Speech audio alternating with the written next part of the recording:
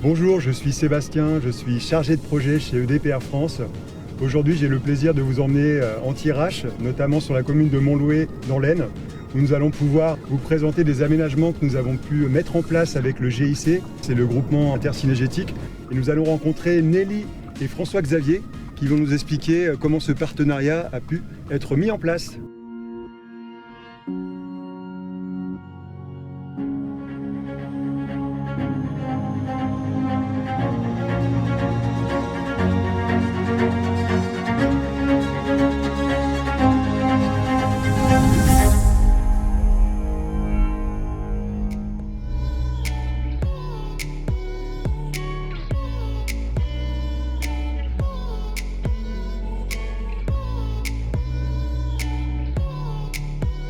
Bonjour Nelly, bonjour François-Xavier.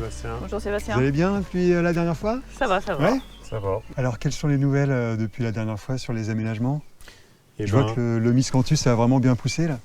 Ouais, mais justement, on le voit là, donc celui-là, il a déjà 3 années. On a toujours cette alternance de miscanthus et puis fleurs pour favoriser une partie sèche pour en abri animaux et puis une partie fleurs pour aussi bien les insectes auxiliaires que la nourriture des oiseaux. On a réaménagé une nouvelle bande sur 400 mètres. Là, donc ça, c'est vraiment le nouvel aménagement voilà, que vous m'aviez parlé. Ok, d'accord. Voilà. Donc on a fait ça avec le GIC, on a planté il y a quelques mois maintenant. Donc ce sera le long là qui voilà. ça On part, a recréé un corridor okay. pour justement ponctuer avec les aménagements qui sont déjà en place. Et l'idée, c'est qu'il y ait une séparation là, miscanthus, avec la culture d'à côté et qu'il y ait une zone préservée pour les animaux. On va voir à quoi ça ressemble, oui. Oui, avec plaisir. Allez.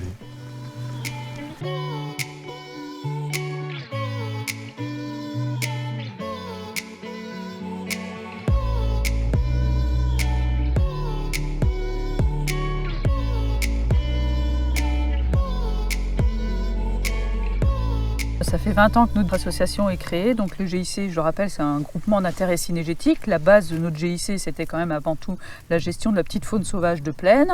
90% des surfaces sont exploitées par les agriculteurs, donc naturellement, si on veut gérer la faune sauvage, il faut gérer aussi les habitats qui accueillent cette faune sauvage. À côté de ça, on développe aussi des systèmes à la pointe de la technologie avec des barres d'effarouchement au niveau des engins agricoles pour limiter la casse au moment des travaux agricoles. On veut aussi travailler avec la Fédération départementale des chasseurs sur la mise en place de drones pour détecter le gibier avant la fauche des parcelles pour une fois de plus limiter la mortalité due au machinisme agricole. On a une gestion de plans de chasse sur notre territoire, donc on distribue un quota d'espèces chassables. On ne veut pas que notre action elle se résume à ça. Ça pouvait être le cas parfois. On est un vrai gestionnaire et un vrai gestionnaire, il donne accès à la chasse sur un certain nombre d'animaux qui ont un habitat suffisant pour accueillir ces animaux-là.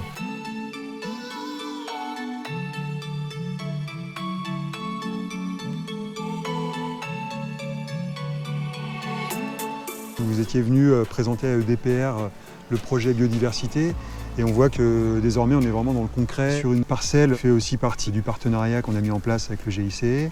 Tout à fait. Alors, c'est un nouvel agriculteur qui a rejoint cette année les aménagements. Donc ça, c'est une parcelle qui a été implantée au printemps, qui est complètement différente au niveau de la composition par rapport à ce que l'on a pu voir tout à l'heure sur le miscanthus. Donc là, composé essentiellement de fleurs, donc quatre fleurs différentes qui fleurissent à des moments différents de l'année.